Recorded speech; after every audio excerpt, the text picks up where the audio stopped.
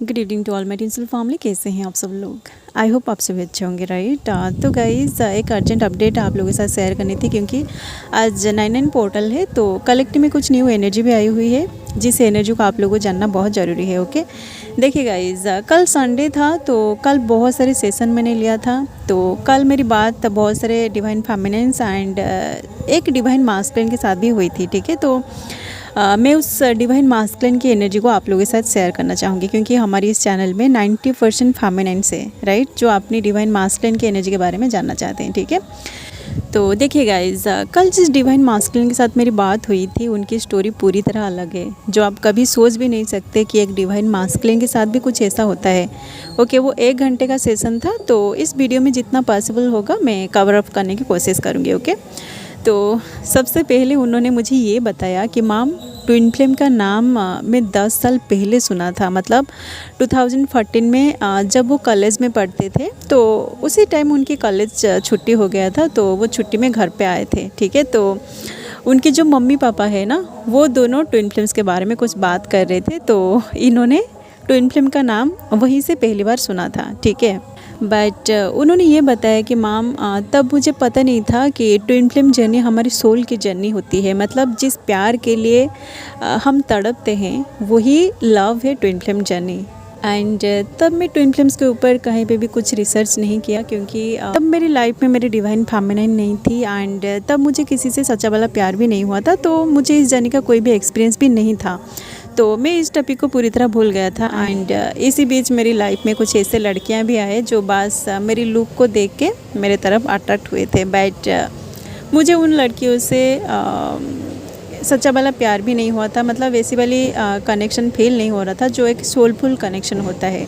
इसलिए मैं इन प्यार व्यार के चक्कर से अपने आप को हमेशा दूर भी रखा।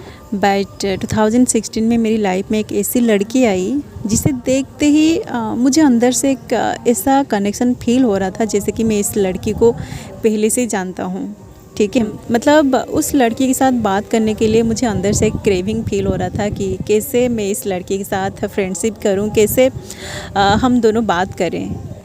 तो उसे मैं चुप चुप के लाइन मार रहा था, बट उसे पता नहीं था कि मैं उसे लाइन मार रहा हूँ। बट एक दिन ऐसा हुआ कि उसने मुझे देख लिया कि मैं उसे छुप के देख रहा हूँ, तो उस दिन वो लड़की मुझ पर बहुत गुस्सा की, तो उस गुस्से से ही हम दोनों का फ्रेंडशिप स्टार्ट हुआ। क्योंकि जब हम दोनों लड़ रहे थे, वो मुझ पर चिल्ला रही थी, तो मैंने उसे बता दिया कि मैं तुम्हें पसंद करता हूँ और तुम्हारे साथ फ्रेंडशिप करना चाहता हूँ। तो वो लड़की मेरे साथ फ्रेंडशिप भी कर ली, ठीक है।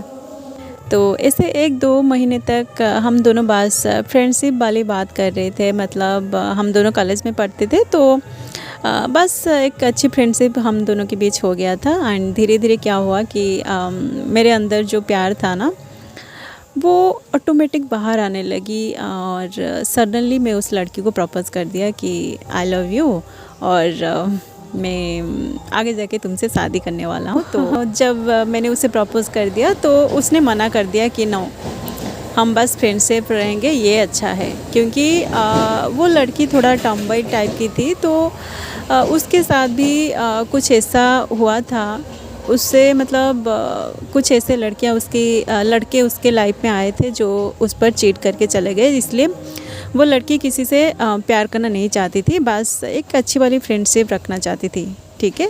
इसलिए ही वो लड़की इनको मना कर दिया कि नो।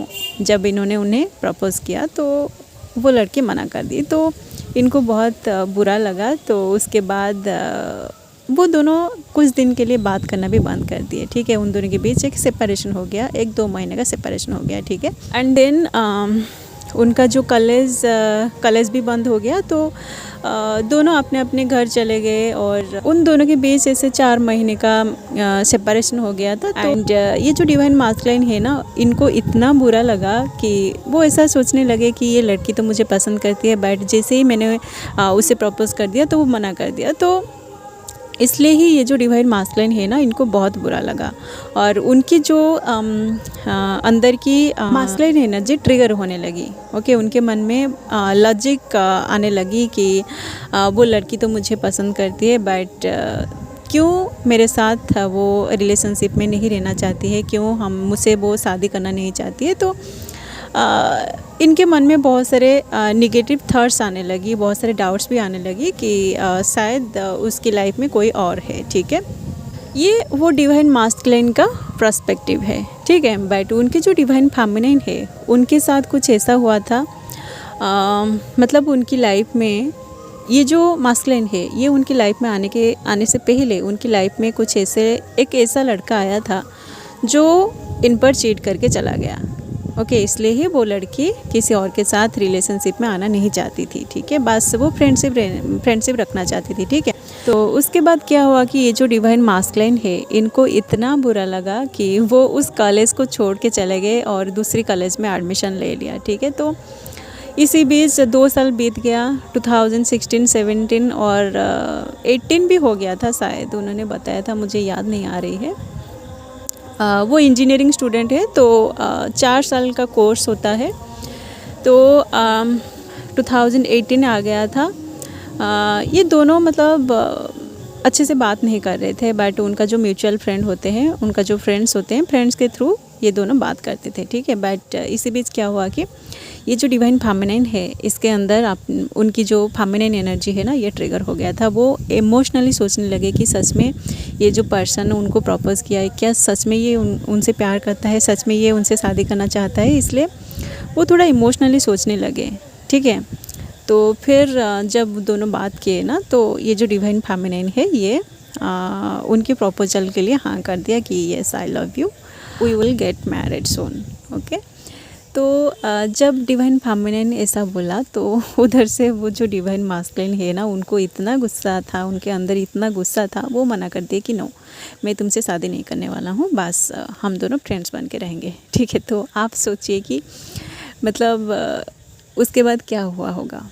ठीक है, तो उसके बाद फिर से उन दोनों के बीच 2 साल का सेपरेशन हो गया। ठीक है, क्योंकि देखिए तब ये जो डिवाइन मास्कुलिन है, डिवाइन फेमिनिन है, दोनों को ट्विन फ्लेम जर्नी के बारे में कुछ भी पता नहीं था कि ये जो सब उनके साथ हो रही है ना, ये सब उनका मिररिंग ट्रिगरिंग उनकी डिस्टर्टेड एनर्जी की वजह से ही हो रही है। ठीक है, तो उसके बाद कोरोना आ गया और सब कुछ मतलब चारों तरफ लॉकडाउन हो गया, तो दोनों की स्पिरिचुअल अवेकनिंग एक साथ ट्रिगर होने लगी। ठीक है, तो उसी टाइम ये जो डिवाइन मास्कुलिन है ना, इनके सामने फिर से ट्विन फ्लेम जर्नी का कंसेप्ट आने लगा। ठीक है, तो इसी बार इन्होंने जाके उनकी मम्मी से बात की कि मम्मी ट्विन फ्लेम जर्नी क्या होती है, इसके बारे में मुझे थोड़ा बताइए। तो उनकी जो मम्मी है ना, उनकी मम्मी उनको बताया कि ऐसे ऐसे करके ट्विन फ्लेम जर्नी होता है। ठीक है, तो वहीं से ये जो डिवाइन मास्कुलिन है ना, उनको ट्विन फ्लेम जर्नी के बारे में पता चला। ठीक है, तो फिर जैसे उनकी मम्मी को पता चला कि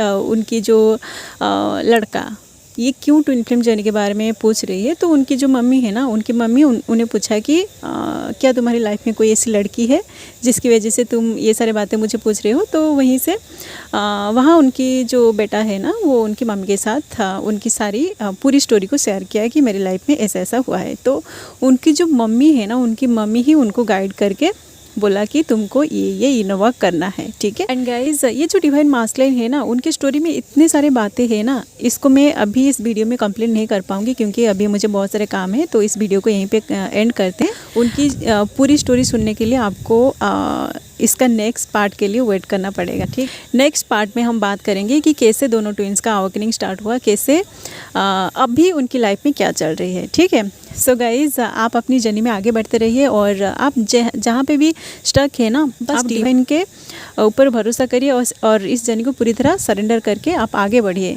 ठीक है, तभी जाके आपको कोई रास्ता मिलेगी। ओके, सो आप नेक्स्ट पार्ट के लिए वेट करिए। कल या फिर परसों में इस वीडियो का पार्ट 2 लेके आऊँगी। ओके।